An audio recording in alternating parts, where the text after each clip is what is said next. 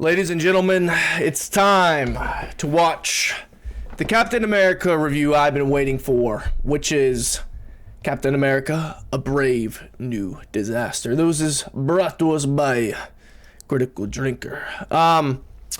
If you don't know, I made a review on this movie myself, and I'm sure I gave it a better score than this guy did. At one point near the end of Brave New World, Sam Wilson uses Captain America's shield, Ant-Man's helmet, and Falcon's wings made from Black Panther's vibranium to fight a not-so-incredible Red Hulk. And so, for the purposes of this review, I'm going to refer to him as Captain Black Ant Falcon Man from now on. Partly because there's only ever going to be one Captain America for me, and that's Steve Rogers. I agree with that. Going into the movie, I 100% agreed with that.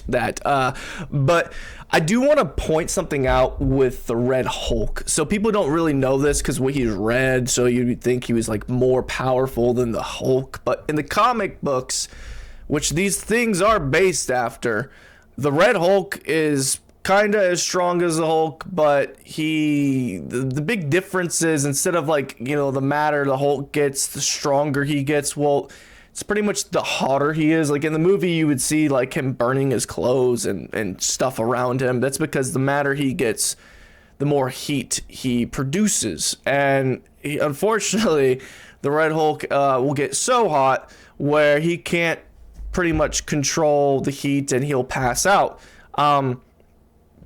It's kind of a nerf, honestly. It's like you get really hot, really powerful, and then you get too powerful and you pass out.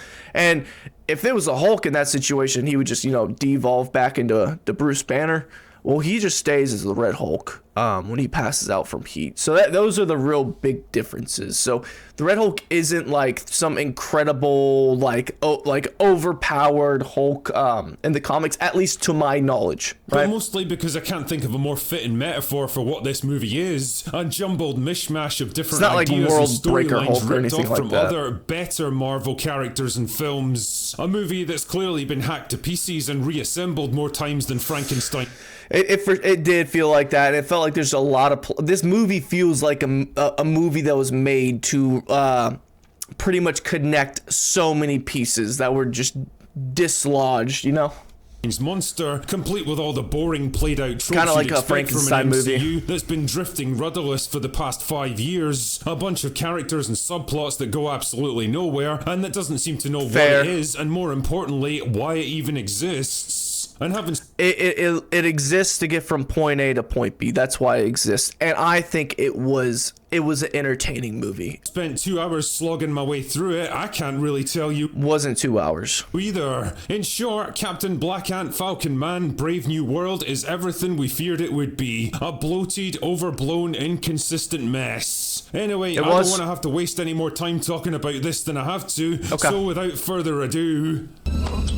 Let's get this over quickly. The movie centers around the fight for control of the Celestial that exploded out of the Indian Ocean in the Eternals. Which, to be fair, has not been mentioned fucking once to my knowledge in the MCU. Not fucking once. And just randomly, it's a main plot thread. Okay. I mean, it's only taken them like 5 years to address this gigantic plot hole, but whatever. Better late than never, I guess. Anyway, because the Celestial... 5 years ain't shit compared to the Incredible Hulk, end screen tie-in with Mr. Blue.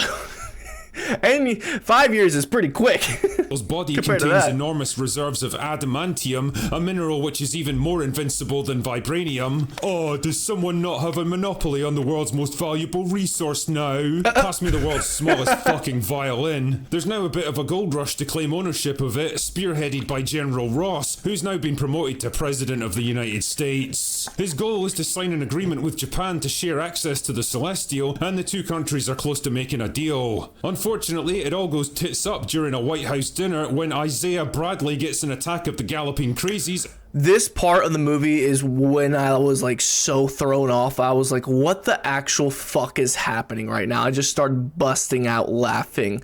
Now, to be fair, they tried to explain what was happening later on with the mind control and shit. But even the explanation was fucking laughable. And tries to assassinate him. It was. To forget the whole thing after he's captured. Captain Black Black Ant Falcon Man believes that he was mind-controlled into attacking Ross, and he's determined to clear his name, so he begins his own investigation that soon leads him to a classified black site where he conveniently runs into Giant Brain Man, a test subject exposed to gamma radiation that caused him to get super smart, which Ross then exploited. To be fair, he was already super smart, but yeah. For his own personal gain. Yeah. Oh yeah, and this small child shows up for...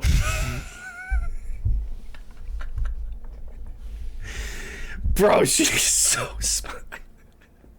Like, so small.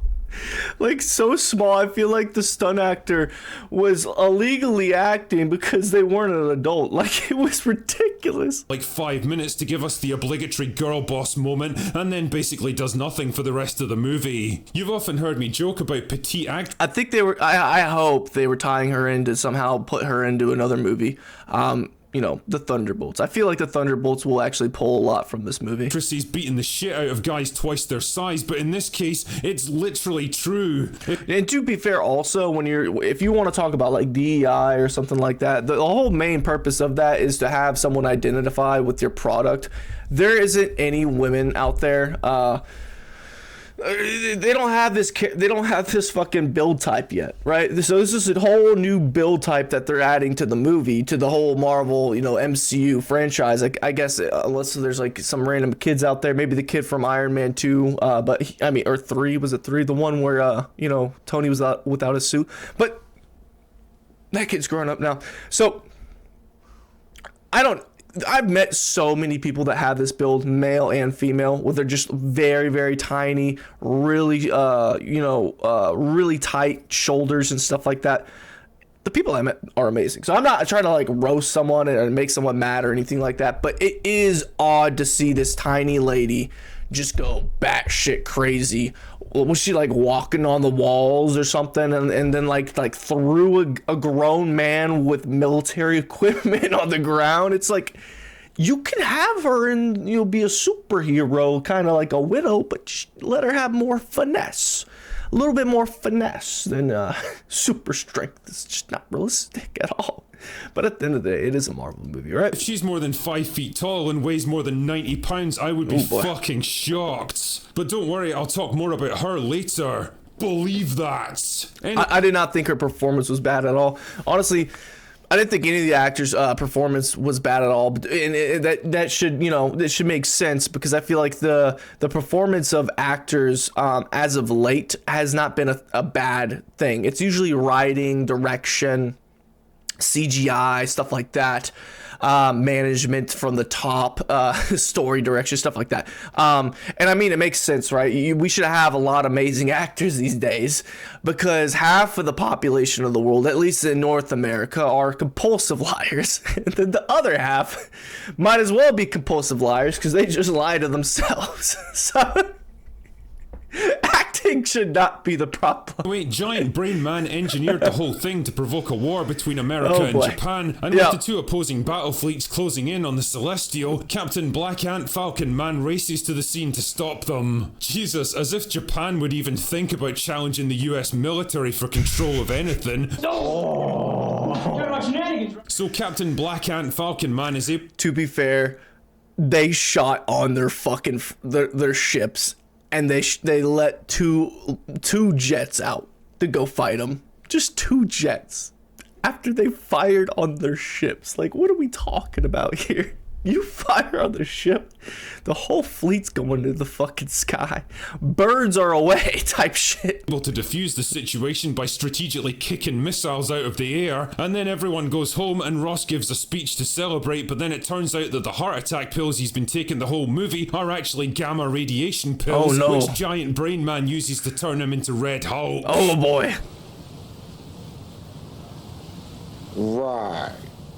And yes, I thought that plot thought, like, because obviously we knew the Red Hulk was in the movie and we knew it was President Ross, so I feel like that was kind of obvious from the beginning. Like, they had him, like, just, they foreshadowed him shaking and getting mad, and I was like, oh, is this the point when he's gonna get mad and stuff like that? And obviously the trailers have him by the White House and outside, so once that setting was introduced, it's like, okay, here we go. So I wasn't taken back at this at all. It wasn't something that wasn't believable. And I was like, kind of expecting to happen earlier than it did, really. I'm being absolutely serious with this. Then there's a bit of a fight which destroys the White House, and Captain Black Ant Falcon Man asks him to stop being the Hulk because the writers couldn't think of any other way to get out of it. So he turns back into Harrison Ford, and then everyone goes home. That shit was weird. I'm like, why are you acting like a fucking zombie? This is like a 3-second clip that was fucking odd. The fight was dope. I don't know why Drinker's not talking about the fight. The fight was fucking sick. And that's it. That's the plot for Captain Black Ant Falcon Man Brave New Worlds. Yep. Wasn't that when bad. I think about the tortuous production process this movie had, all the rewrites and reshoots that it went through. I heard, was it Captain Cobra wasn't in the movie and he was supposed to be in the movie? Which is crazy. I saw like an interview and the actor was talking about it. He was like, yeah, the reshoots pretty much took me out of the movie completely, which is like, oh... Was your shots that shit? Like, why they? I wonder why they actually took him out. Actually hard to imagine what Brave New World even started out as. I mean, the overall tone is vaguely in line with Winter Soldier. There was clearly an attempt to ground it in something resembling reality. With all the government conspiracies, classified projects, Black Ops missions, and the looming threat of global war. Which, to throw a bone to Drinker, it is a shame that you use a setting of a movie like that, which is so intriguing when you like tie in superheroes too, because who doesn't like a conspiracy theory, government-based, spy-based movie with superheroes? Like, you have so many superheroes that, are adjacent to, like, the government stuff, so it's, like, perfect to do, especially if you want to, like, kind of dive down threads that kind of apply to real life as well. It is a missed opportunity, but it's not a bad movie. I don't see how someone can go watch it and just completely hate it. There are good parts in it, right? The problem is, it also has to work in ridiculous bullshit like the continent-sized Celestial sticking out of the ocean and the Red Hulk, and those elements go together about as well as intersectional feminism and reason, logic, and personal accountability. You can't take the themes and emotional tone of the Eternals and Winter Soldier and mash them together in one movie and expect it to make sense. And as always, the devil is definitely in the detail here. It is. First up, there's the antagonist. Instead of an understandable villain trying to bring about world peace by eliminating everyone who could oppose his agenda, furthering the movie's central theme of security versus freedom in Winter Soldier, we've instead got just another generic supervillain out for revenge. Yep. His motives and ultimate goals are as bare bones as the withered husk that was once Ariana Grande, and as much as we're constantly told that he's some genius biological computer who knows what you're going to do weeks before you do it, his actions in the movie absolutely don't bear this out. He's constantly proven wrong and outsmarted by Captain Black Ant Falcon Man. To be fair, if you want to actually theorize on his plan, he might be exonerated because of the situation that President Ross put him in, right? He might be free after this. I don't know exactly if he would be or not, if they would put all the blame for President Ross on him. I doubt it, because obviously Ross is locked up in the vault, but like he might be free or working with the Thunderbolts or working for some kind of secret squad or something like that. We don't fucking know. I don't think they showed him like locked up or anything at the end of the movie. And by the end of the film, he just kind of gives up and calls it a day. Again, the maxim that a character is only as smart as their writer remains undefeated. By all accounts, not only was this film reshot multiple times, but the runtime was also drastically cut back at the 11th hour, which probably explains why characters like Giant Brain Man get so little development. It's all been left on the cutting room floor. It's the same story with Giancarlo Esposito.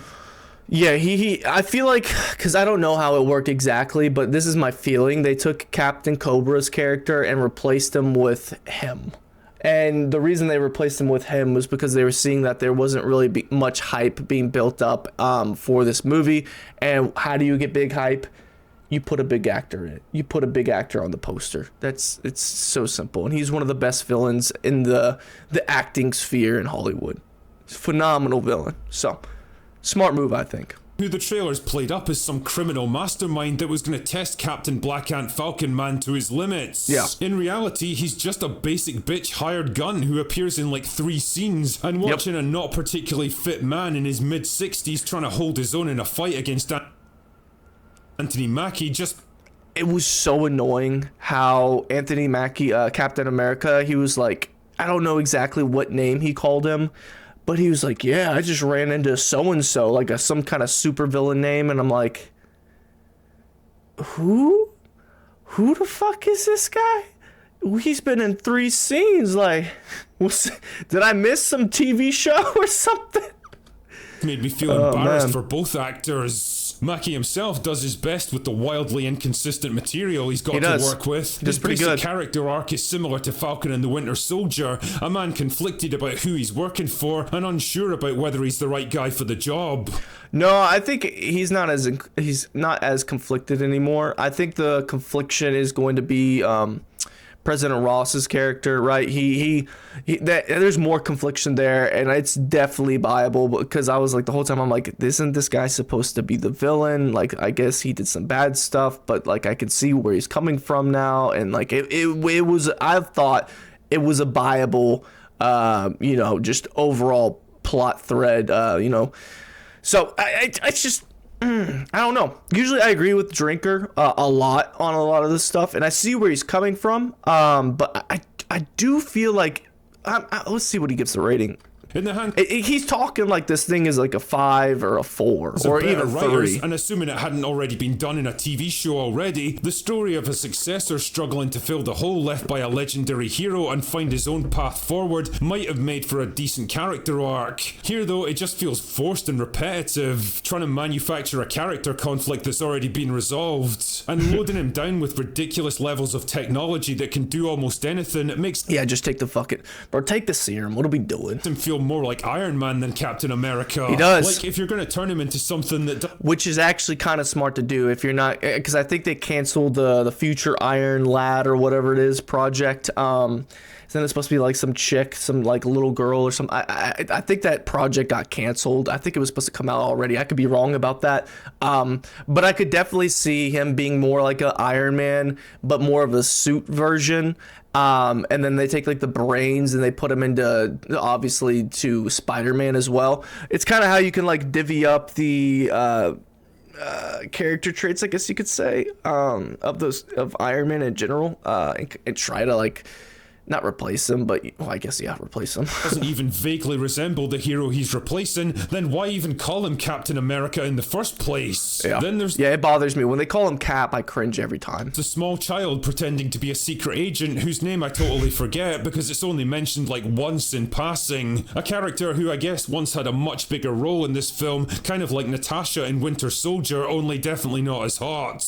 But as it stands, I've got no idea how I'm supposed to feel about her. But this woman is not ugly. I'm not gonna comment on that anymore. Because there's really nothing to She's like definitely or dislike not ugly. here. She barely even has any dialogue, never mind a personality or character arc. And if I was a cynical man, I'd say that her Israeli background might have had something to do with it. Jesus Christ. I'm not gonna even talk about that. That's ridiculous. I don't even know where to go with that situation, but I will say that if she did have more screen time and it got cut down, which is kind of interesting. I wish someone would come out and do like I need to dive in more about the background of this movie, and listen to all the different actors' perspectives after the fact. But if she had more like time, maybe she would have been a welcomed character, because in the beginning I'm like, I hate this girl, she's a bitch, and then I'm like, oh, she's cool, and then you have the action scene and it's like, that's corny as fuck. Probably could have done that a lot better and not had this girl running around like she was in Spy Kids. But I don't think after that part, I don't think I had any issue with her character at all. And these are just little minute things that bring me out of the movie temporarily, which if you have a lot of those things and they add up and they stack up, it creates a lot of just not being immersed in the movie, which, in my opinion, that makes the movie bad, which there wasn't a lot. There were quite a few moments like that, and I gave it a 7. So likewise, the totally it's pretty generous. David and Goliath war could have been between 7.5, America and Japan, could have been when China 6.5. would have been a much more plausible rival. But then again, we wouldn't want to offend one of Disney's biggest potential markets now, would we? And I guess that's the fundamental problem when you're going against China would have been a lot more entertaining, obviously, because people in America are fucking definitely afraid of fucking China. I don't know if people in China are fucking afraid of America like people fucking talk over here, but that's something you could tap into the audience for. But yeah, I could see Marvel's has a big audience in China as well. So yeah, and also the original name of the movie was New World Order. Oh man, wow. Well, I want to know like the original inspiration, the original direction, the original script, the original what was supposed to fucking happen. If Kevin Feige could have anything he wanted, what was it supposed to be? Storytelling philosophy is basically let's there's push potential whatever here. ideas are current, safe, focus group tested, and politically correct. Sometimes the culture and the politics shift quicker than your films can catch up to them, They do. and the more you scramble to rewrite and reshape them, the more. That's what I was thinking as well. Because with these reshoots, I was wondering, because I was going into it thinking they're gonna mention kind of have symbolism for Trump, and obviously Disney is run by a very, very left-wing base. 100% is.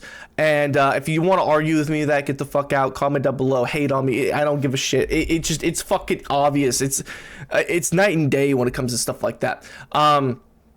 So I wonder if because of Trump being elected and seeing the pop by just the people in general online, they could have, and also let's be real, you saw all the billionaires at fucking Trump's inauguration, and they're all getting on board. I mean, Mark Zuckerberg fucking flipped face completely on Joe Rogan. He literally let Joe Rogan say to his face something along the lines of, oh, you were one of the bad guys, but now you're coming in here and you expect us to think you're a good guy now. Something like that. To his fucking face, and all he did was stare back at Joe. That's all he could do with them lizard eyes.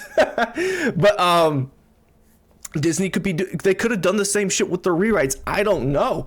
I really, really want to know what the fucking original direction was supposed to be. You hollow out their artistic integrity until there's basically nothing left. And that's what Brave New World really is when you get right down to it. An empty shell, superficially big and bombastic, but with no real meaning or creative intent behind it. Awkwardly stitched together out of pieces from other, more successful films, and feeling like it's got no particular To be fair, I don't think The Eternals was a more successful film than this. I mean, time will tell. I don't think it will be, but and then I could see Hulk, the Incredible Hulk, being more successful than this. I don't think the Incredible Hulk did actually very well. I love the movie. I think it's a phenomenal movie, though. Not this one. This one's good. That one is fucking great. I mean, I wish I could get another movie like that with the raw Hulk. Oh my god! And the theme, bro. The theme that the OG Hulk had.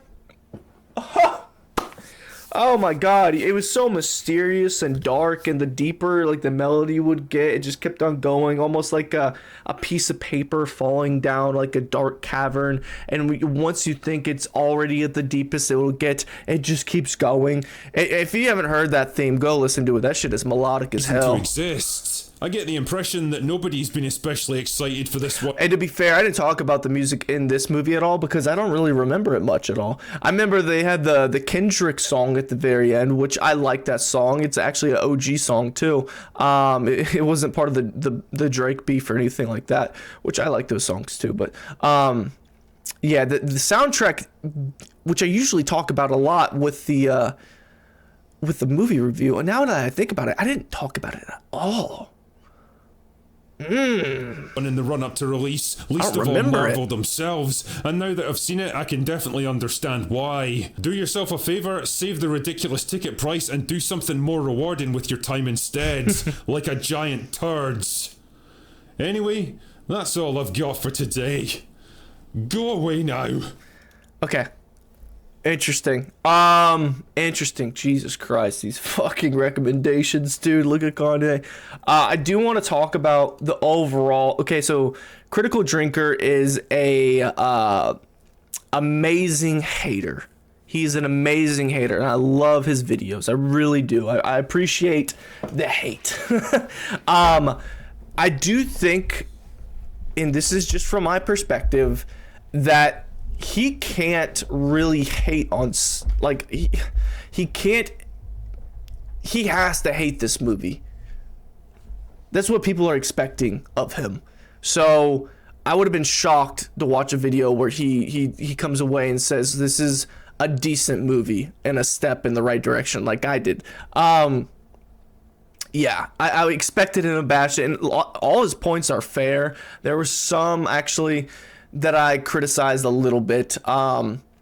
So yeah, I'm curious what y'all think. Do you think Drinker is spot on with this? Have you seen the movie? Is it a pile of garbage? Should you not waste your money? I think people, if you want to go see the movie, go see the movie. It's not a waste of time, in my opinion, unless it's like you want to watch all the movies that matter to the MCU. And this might matter. They might pull some stuff in the next couple of movies from this as well. We'll see. It's much better than the TV show they did. That show was fucking ass. They stole 2 Hulk villains for this movie instead of just making a Hulk movie. That's true. Easy, big guy. The budget is getting real low. So he defeats Red Hulk by using his superpower of telling him he needs to do better. Ooh, I haven't talked about this point at all. That is actually an amazing point. So, spoilers. The movie's been spoiled already, but at the end of the fight, in my head, like once Sam stabbed him with that wing, and how does he even control that wing? Like, you know what I mean? Like, what are we doing? But once he stabbed him with the wing and blew him up with the kinetic energy of the Wakanda, the wing, the whatever pressure with the purple shit, in my head I was like, did he just kill the Hulk? Because I was like, damn, that was a big ass explosion. And then he was fine. And then I'm like, oh shit. Is he about to die? Because he's like holding him by the head and crushing him and shit. Before that, like trying to kill his ass. They're both awake, and then he just walks up to him, and I'm like, Jesus Christ, is he about to fucking pep talk him like Natasha did with the Hulk? Like, is he about to fucking say, you know, the sun's getting low or something? I was about to flip my shit and just bust out laughing. And then he gives him just a nice little pep talk about his daughter, and then he goes under. And I don't know too much about the Red Hulk. I know some things off of memory. I don't know if he has a split personality like the Hulk and Bruce Banner do. I would assume he doesn't, and he's just, you know, just a monster that's angry. Maybe he does. I don't know. But that seemed a little too convenient. So that comment is a great comment. I agree with that 100%. Him giving him a pep talk and him, you know, going down. And then also when he went back down, I don't know what the fuck Harrison Ford was doing, but he was looking weird as shit. Like he was supposed to be in like 28 years later or something. It was just odd. 2 large countries fighting for the Celestial's body would make sense if it were China or Russia, but instead they chose the friendliest countries that produce the best anime and hentai. Oh no. Do the writers realize Japan only has a self-defense military and is not legally allowed to have formal military due to World War II? Well, it is a fucking comic book movie, but that is a very valid point. The era of watching reviews of a movie rather than the movie itself. Yeah. Yeah. So those are my thoughts on the overall Drinker review. I love his content. I hope he makes more. Obviously, he's going to. And I can't wait to see what's next and what other nutty takes there are on this movie. Might as well comment down below a few, and we'll see who has the best one. But yeah, my name is Trey Swish. This is the Ether. Thank you for watching, man. Go check out some other videos of mine. Hit that like button to push it out to more people like me and you, and hit that sub button. Let's get the Ether to 1K, baby. Let's go. I'll see you guys in the next one. Deuces.